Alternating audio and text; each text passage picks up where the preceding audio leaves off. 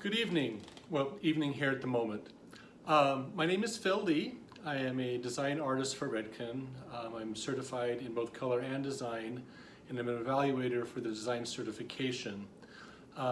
There was a question posed to me about the components of vertical breakdown and horizontal breakdown and how it relates to a one-length haircut perimeter that's past the shoulders. And I believe, if I understand the question correctly, there was some concern about, is the vertical breakdown important only in a one-length haircut, or is it the horizontal breakdown that's important, or possibly a combination of both? So I'm just going to give you, from what I understand, just a very brief explanation that maybe can clear things up. And if for some reason there's continued concern, please get back to me, and we will continue to go through the process and see if we can get that clarified. Now, I believe that you are very familiar with principle-based design, being a school and being connected with Redken. So the vertical breakdown is to do what? You know, it is to divide the head vertically to identify the point of reference, natural fall, and the bevel within the 8 bevels that go around the head. Now, if we are doing a one-length haircut and just dealing with the perimeter, we are really just looking at where the vertical breakdown is, because even past the shoulders, where this hair naturally falls, even if it's down here, it is still important to know where that hair is going to rest at, where the change of directions are, even if it's down below. Now, to address the horizontal breakdown,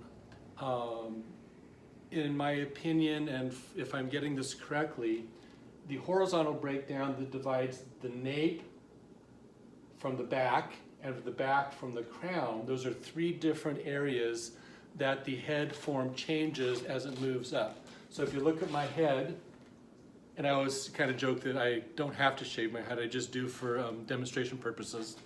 So if you look at my head, you can see where the comb leaves my head form at the nape area, and that usually changes at the occipital bone, correct?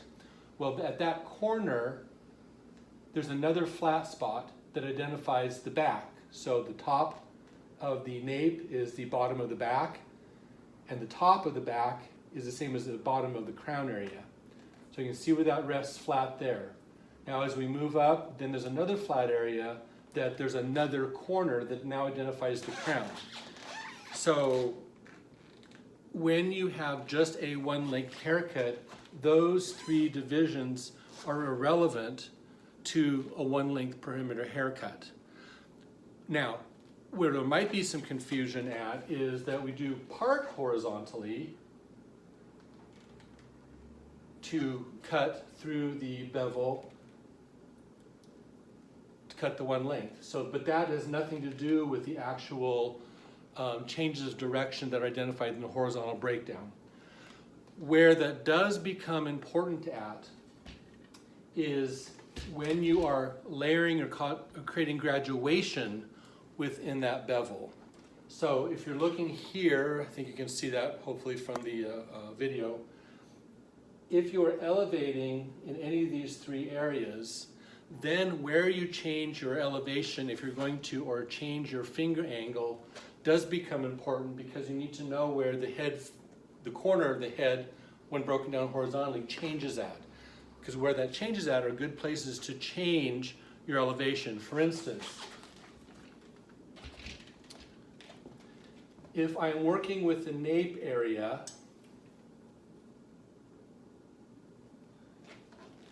I'll steal one of these. If I'm working with the nape area, and that might not be exact parting, but you'll get the idea. And let's say we have cut this to a one-length cut. So then that is important that we know where the vertical breakdown is, where points of reference are, and where that bevel is, so you make sure that you're not pulling hair from either side of that bevel into your cut, because if you do, that's over-directed because you're going side to side, which leaves the next guideline in your next bevel longer. Are you with me that far? I can say yes if you do. I guess I don't know if you do. I'll just trust that you do. So let's say we've cut that. So in this case, the only thing that's is important is the vertical breakdown. Now, let's say from that point, we are now going to be dealing with the back area.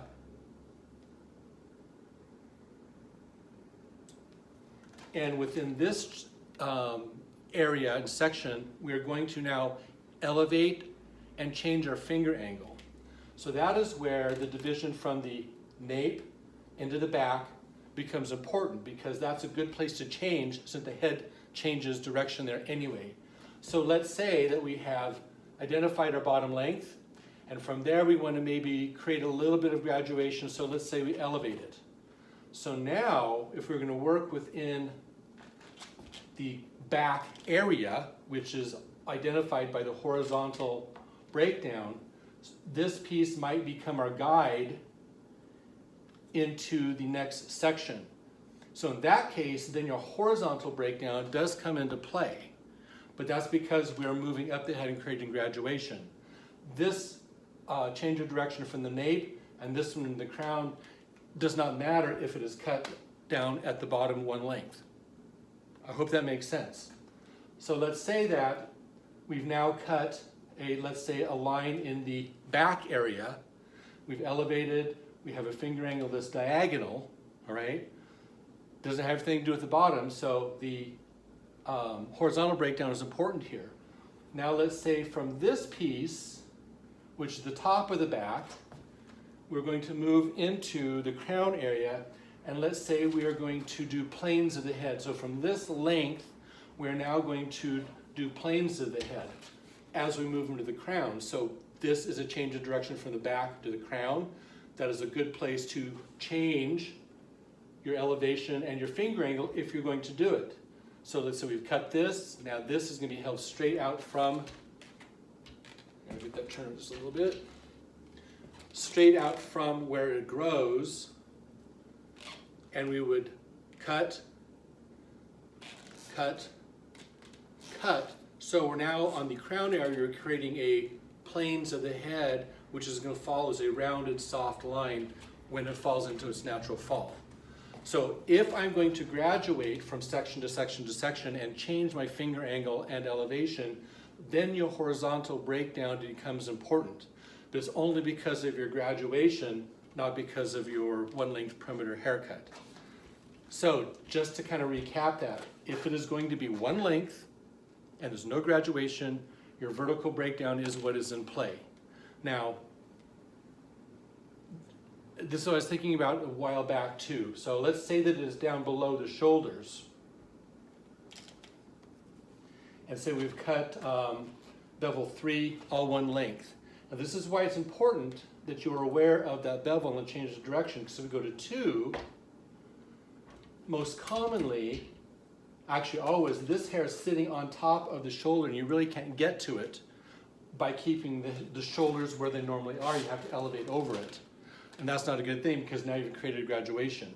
So this is why it's important to know where that changes direction at, because I'm going to take a piece of the previous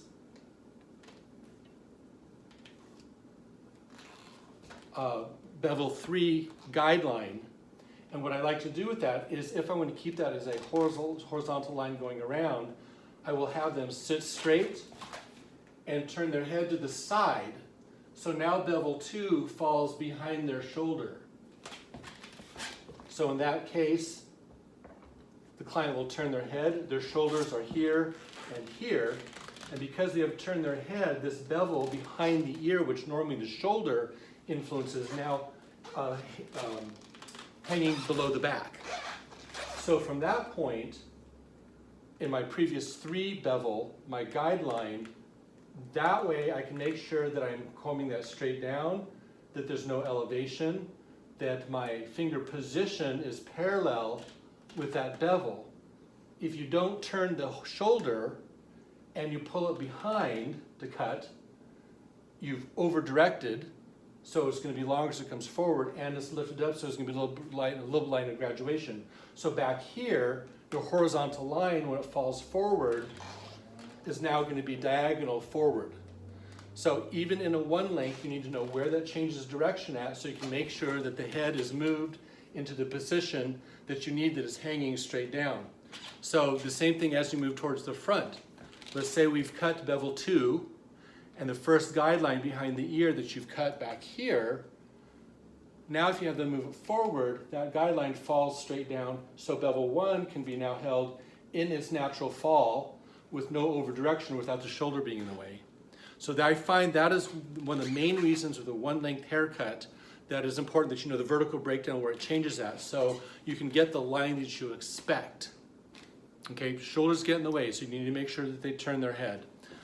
So, vertical breakdown is what's important if you're doing a one length, even as past the shoulder. Horizontal breakdown and where the head changes when broken down horizontally comes into play when you are starting to elevate the hair. So I hope that answered your question. If I blabbed a little too much and it's still not clear, please get back to me and we will go through this again.